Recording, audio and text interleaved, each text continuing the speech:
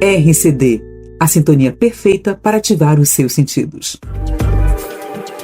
No ar, Direitos e Deveres, com Ângela Ventim.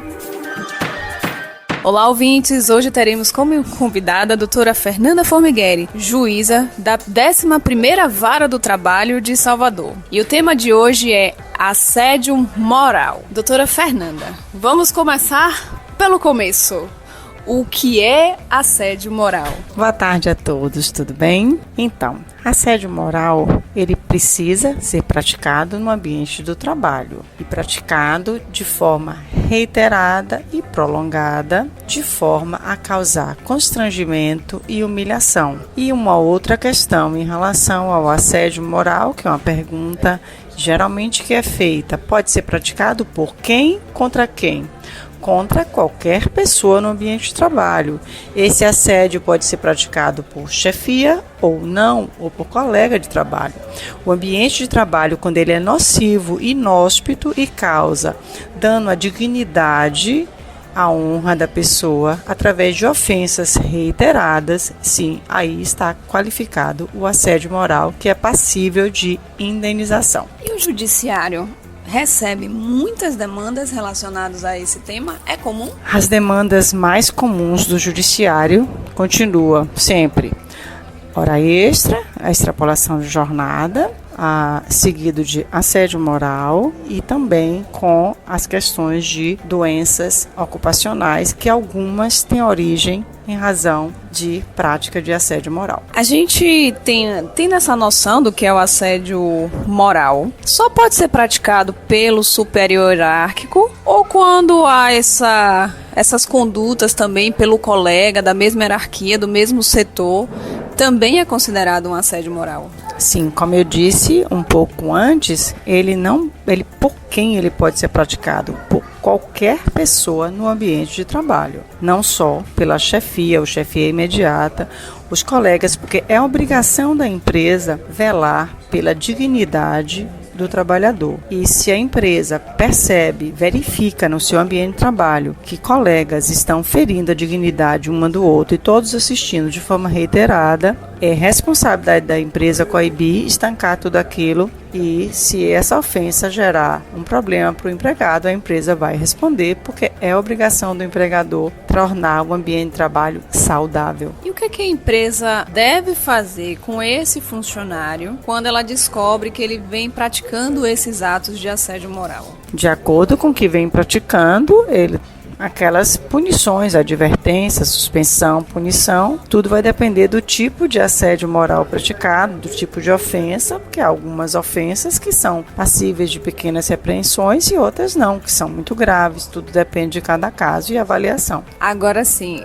cobrar metas é assédio moral? Metas. Todos somos passíveis de cumprimento de metas, desde as crianças em seu ambiente de escola, em seus lares, todos nós temos metas a cumprir. E uma vez que tendo metas, sim, a cobrança. O problema não é a cobrança nem as metas, é a forma de cobrança de metas. É a exposição da pessoa frente ao cumprimento e à cobrança dessas metas. Desde a entonação da voz, a expressão que se usa muitas vezes de forma ofensiva para chamar a pessoa, às vezes, de incompetentes ou nomes muito piores que degradam a honra e a dignidade da pessoa, ou fazer exposição de ranking, onde coloca a pessoa numa posição ruim frente a todos em reuniões, ou seja, tudo que traga a humilhação. A cobrança de meta em si, não. Então toda empresa pode ter sua meta, cobrar do funcionário, mas precisa ter o cuidado na forma de fazê-lo, não é isso, doutora? Isso, a cobrança, a meta, a existência de metas, todo mundo tem um objetivo, metas são objetivos. Todos temos uns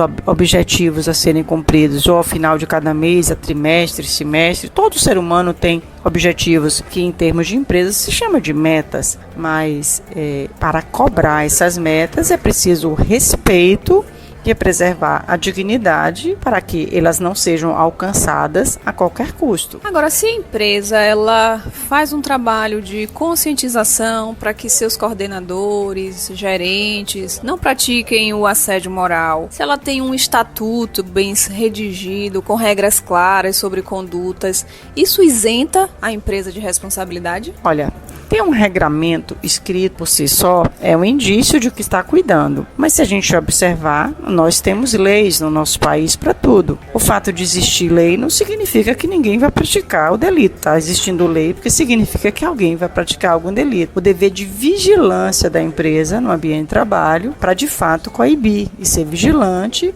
e estar atenta através das suas várias chefias, das pessoas que estão ali prontas para coibir esse ato, porque se a empresa vê acontecer aquele tipo de assédio e permite, ela é responsável, claro. Doutora Fernanda, esse é um tema que ainda gera bastante dúvida, principalmente desse limite, até onde a empresa ela pode cobrar do funcionário a postura, pode cobrar do funcionário o cumprimento das obrigações e até que momento isso pode já configurar um assédio moral. Então, como que a empresa pode discernir quando uma conduta está dentro daquilo que é permitido do seu direito diretivo como empregador e quando já ultrapassa essa linha? A regra de ouro para qualquer relacionamento, seja ele no ambiente de trabalho ou fora dele, inclusive ambiente familiar, onde quer que seja, é a regra do respeito. Respeito aos princípios éticos e morais. Princípios éticos são aqueles em que não há nada escrito, não importa o lugar onde eu vá,